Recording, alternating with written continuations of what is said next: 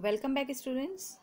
We have done half of the chapter Ishwaran, the storyteller. Now we will begin the next part. Before beginning, we will do the recapitulation. As when we have begun, it is about the person Ishwaran, the storyteller, who used to live with his master Mahendra, and Mahendra was working in a company on he used to work on factory sites, means where the work of construction is going on. It can be bridges, it can be dams, or like this. So he used to send somewhere where the work is going on, construction is going on. And as he was a bachelor, he used to adjust in any of the condition, and he didn't need many of the things to use, but he was only having one asset that is enough for him. It was his cook, Ishwaran used to prepare food within no time. Anyhow, he arranged ingredients and make delicious dishes for his master. He used to take care of his master, wash his clothes, do the cleaning work and everything. Okay. Then he was perfect and miraculous in telling the stories by voice modulation, by expressions and everything. He used to read Tamil literature, famous writer of Tamil literature and their work, and then he used his own imagination in the stories and used to narrate the stories for the Mahendra. So when he saw and when he come to know that the behavior of elephant when he just get mad or out of control, then what did he do? He witnessed it and weave his own story.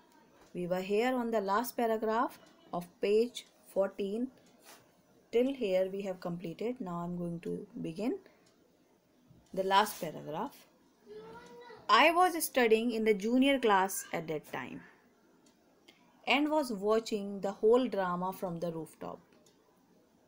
I don't know what came over me suddenly. I grabbed a cane from the hands of one of the teachers and ran down the stairs into the open.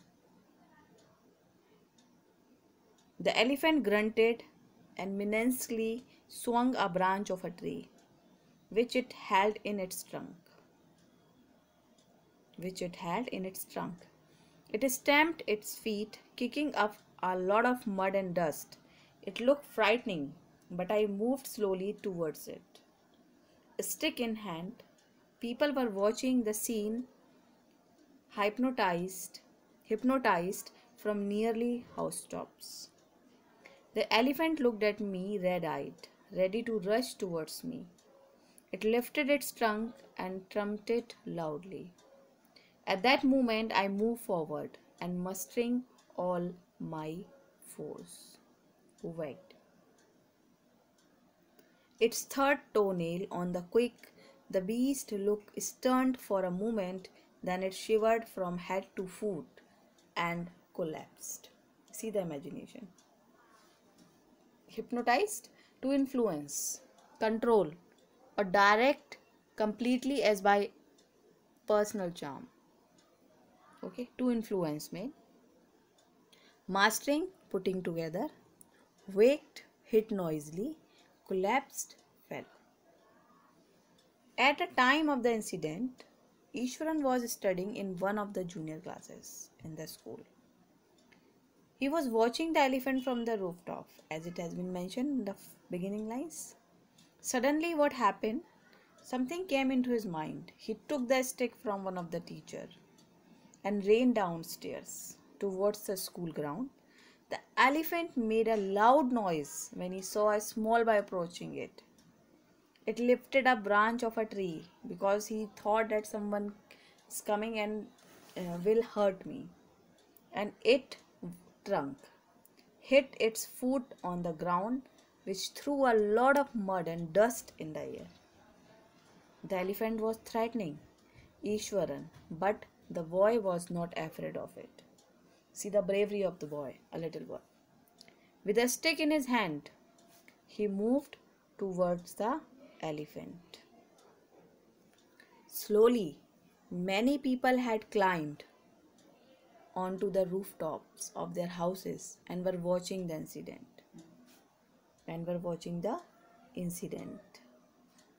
They were hypnotized. People were watching the scene hypnotized from nearby housetops. Hypnotized keeps on looking. They were influenced. Okay.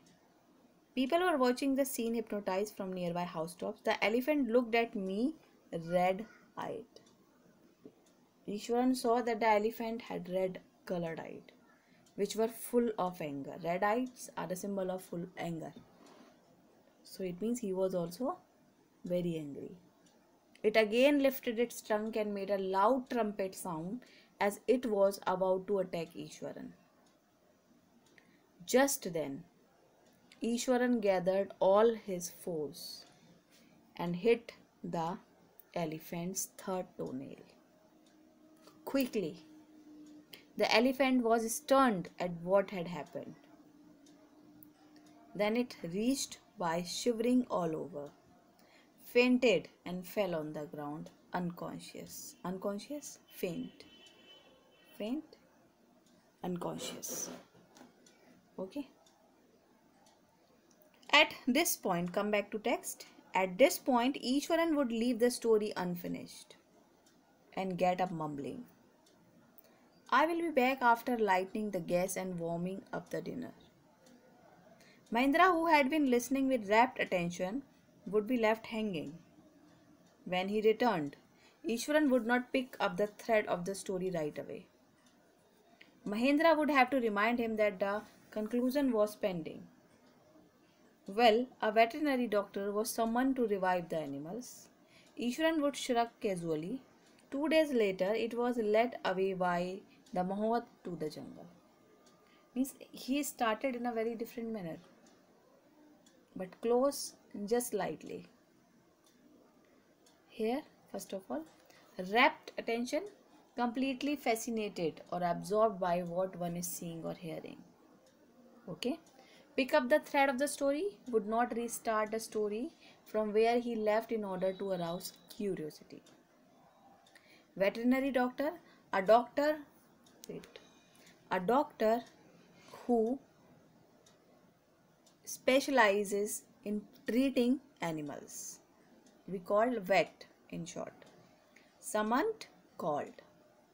Shrug, to raise one shoulder slightly. Okay.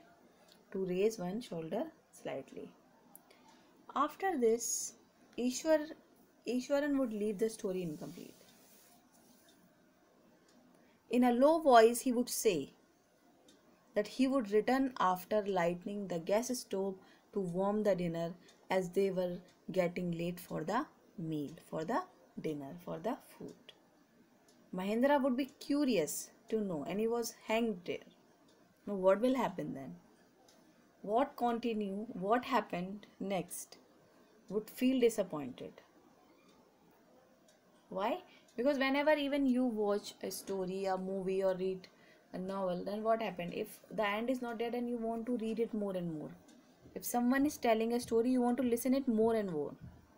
Whenever the conclusion is not done, you used to think, what had happened? What had happened? So in the same manner, he left it unfinished. When he returned, he would not continue the story as he wanted to arouse curiosity in Mahendra.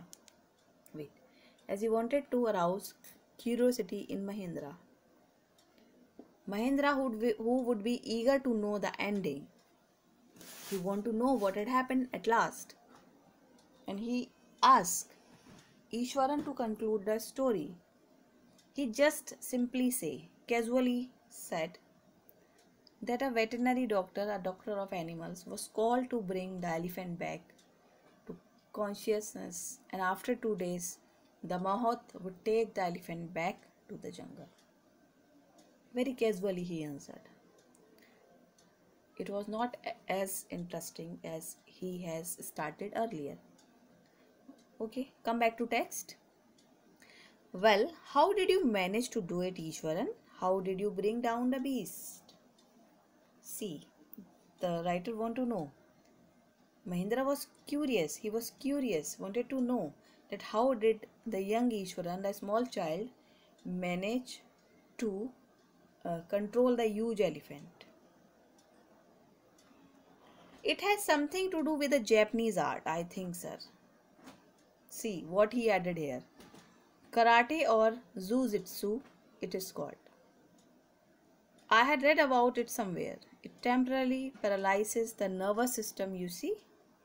How is it possible that a little child or a child of such age can control an elephant?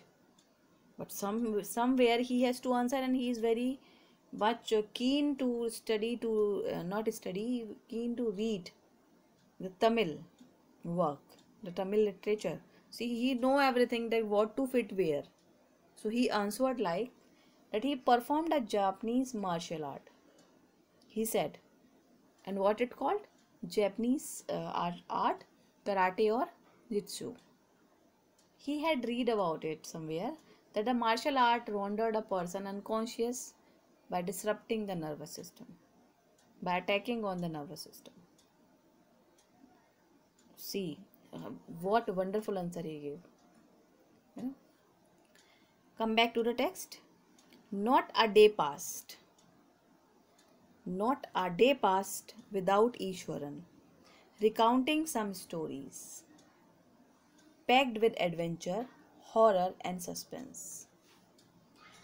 Whether the story was credible or not, credible, believable, Mahendra enjoyed listening to it because of the imitable way in which it was told. Ishwaran seemed to more than make up for the absence of a TV in Mahendra's living quarters. See, the perfect way of telling story of Ishwaran just fulfill the requirement of TV. In the last line it has been mentioned. Every day Ishwaran would narrate one or other story full of adventure, either full of adventure, horror and thrill. Sometime Mahendra felt that the story was a fiction, but still. He knows the story is not real, but he enjoyed listening the story because the way Ishwaran told the story was unique. It was narrated in a very fantastic manner by Ishwaran. There was no television set at the place wherever they lived, but the story are source of entertainment. They don't need one.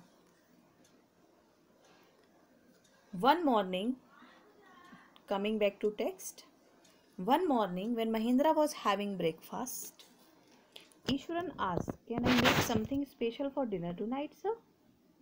After all, today is an auspicious day. According to the tradition, we prepare various delicacies to feed the spirits of our ancestors today, sir." So he asked permission when the Mahendra was having breakfast. So he asked permission that could he prepare a special meal for dinner, as it was a good day, auspicious, a good day. And he also told him that on the same day they prepared special food for the souls of dead elders of the family. In India, you do it, you celebrate some days to celebrate the souls of dead elders of the family. Can you name that? Yes, we used to celebrate in the month of September. We call Shraddh.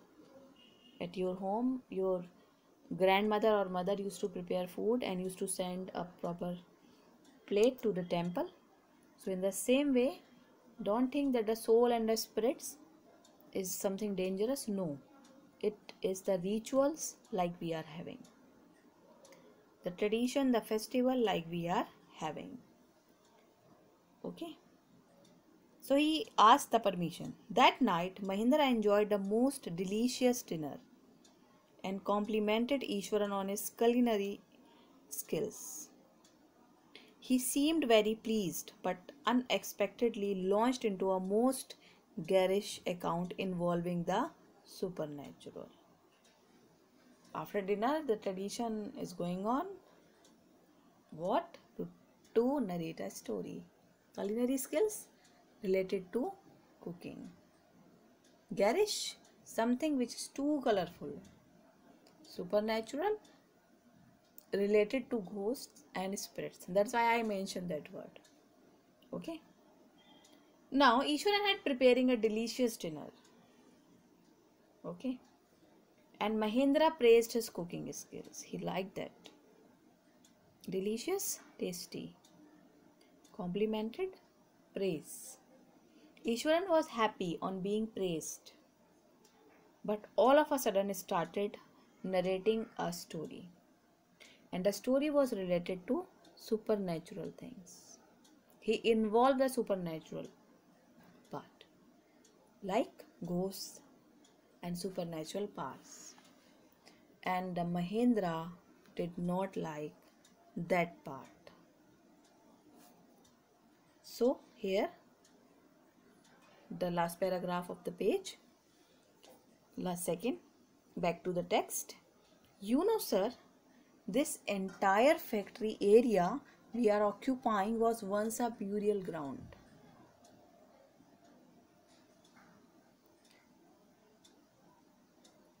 He started. Mahendra was jerked out of the pleasant reverie he had drifted into after the satisfying meal. I knew on the first day itself when I saw a human skull lying on the path. Even now, I come across a number of skulls and bones. Ishwaran continued. Imagine the condition of Mahendra, who disliked these things. He has mentioned, and you are having just fantastic meal, you are just having fantastic dinner, and someone mentioned the ghost and all. You just forgot the taste of your food, and especially when you don't like these things. Reverie, a state of being pleasantly lost in one's thought, a daydream. He was there only. Ishwaran said to Mahendra that the site of the factory was earlier a place where the dead was buried. Mahendra jerked out, just has a push, as a tech, a surprise, amazed of the pleasant thought after the tasty meal. Ishwaran continued that on the first day itself he had seen a human skull lying on the ground. When he was returning, when he was returning after buying vegetables. Even later, he had come across a number of skulls and bones lying around the place. Ishwaran continued. Think the condition of Mahendra. See, this is the picture depicting the words, the sentence that Ishwaran was telling. He was having a bag in his hand, having vegetables, and his skull and bones are lying. And he was describing the same.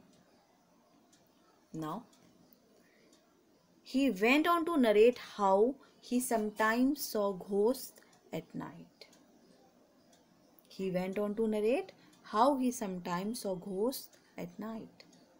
I am not easily frightened by these things, sir. I am a brave fellow. But one horrible ghost of a woman which appears off and on at midnight during the full moon. It is an ugly creature with matted hair and a shriveled face, like a skeleton holding a fetus in its arms. See how the words has been weaved. Shriveled, wrinkled and shrunken. Fetus, unborn baby. Now he has created a scene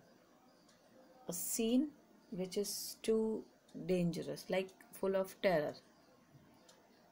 Okay. Ishwaran added that sometime he saw ghosts at night, although he was not scared. I am not scared.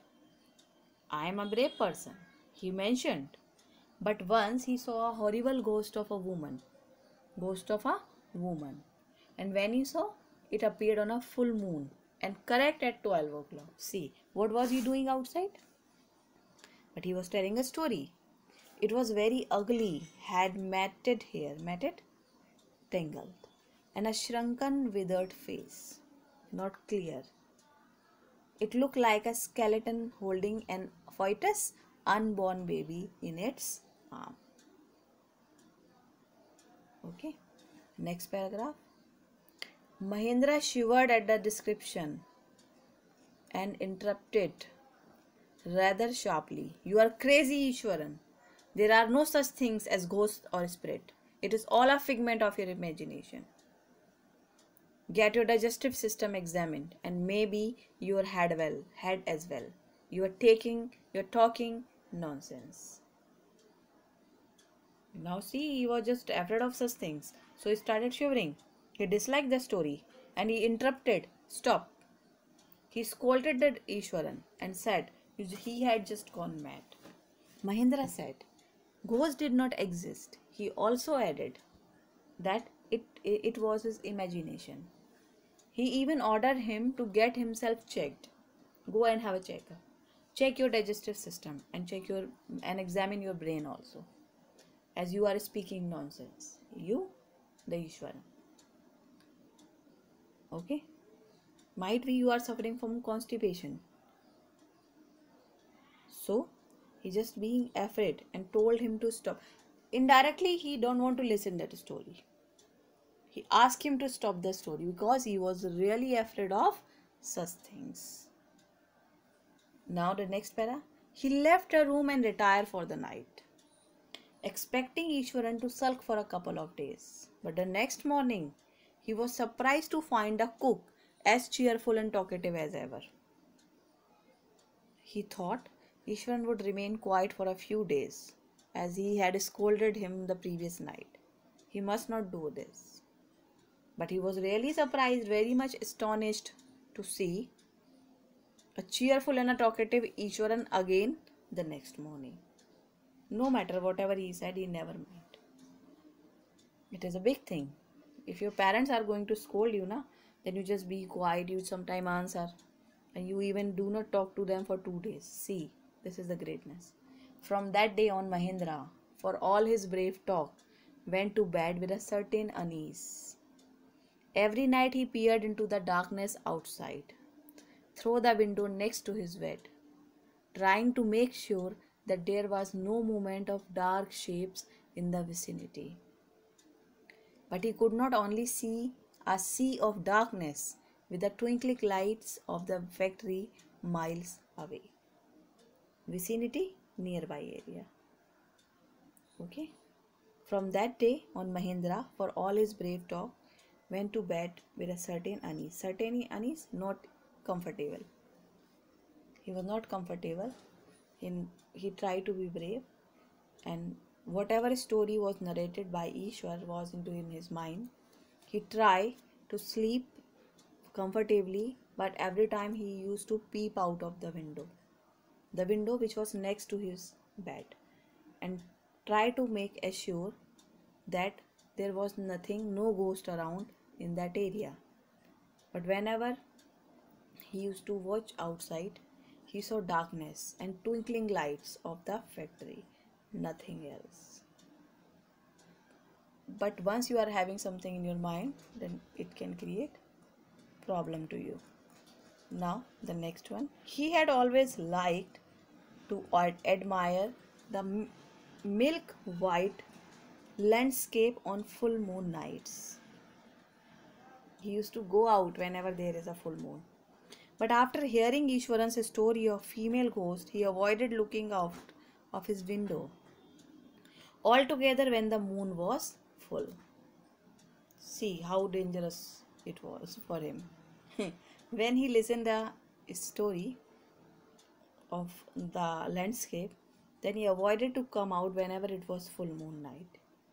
Even he stopped looking out on that night because he was afraid bumping into the ugly ghost. Clear? Next. One night, this we will continue in the next video. Till here you read, okay, find out difficult words, and then we will continue after this.